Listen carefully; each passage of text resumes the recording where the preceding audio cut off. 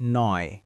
আর তাদের ভয় করা উচিত যে যদি তারা তাদের পেছনে অসহায় সন্তান রেখে যেত তাহলে তারা তাদের বিষয়ে উদ্বিগ্ন হতো। সুতরাং তারা যেন আল্লাহকে ভয় করে এবং যেন সঠিক কথা বলে।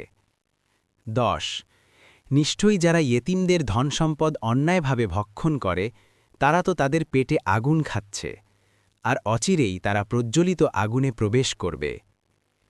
১১ আল্লাহ তোমাদেরকে তোমাদের সন্তানদের সম্পর্কে নির্দেশ দিচ্ছেন, এক ছেলের জন্য ২ মেয়ের অংশের সমপরিমাণ। তবে যদি তারা ২-এর অধিক মেয়ে হয় তাহলে তাদের জন্য হবে যা সে রেখে গেছে তার ৩ ভাগের ২ ভাগ। আর যদি একজন মেয়ে হয় তখন তার জন্য অর্ধেক। আর তার মাতা পিতা উভয়ের প্রত্যেকের জন্য ৬ ভাগের ১ ভাগ সে যা রেখে গেছে তা থেকে, যদি তার সন্তান থাকে। আর যদি তার সন্তান না থাকে এবং তার ওয়ারিস হয় তার মাতা পিতা, তখন তার মাতার জন্য ৩ ভাগের ১ ভাগ। আর যদি তার ভাই বোন থাকে তবে তার মায়ের জন্য ৬ ভাগের ১ ভাগ। ওয়াসিয়ত পালনের পর, যা দ্বারা সে ওয়াসিয়ত করেছে, অথবা ঋণ পরিশোধের পর।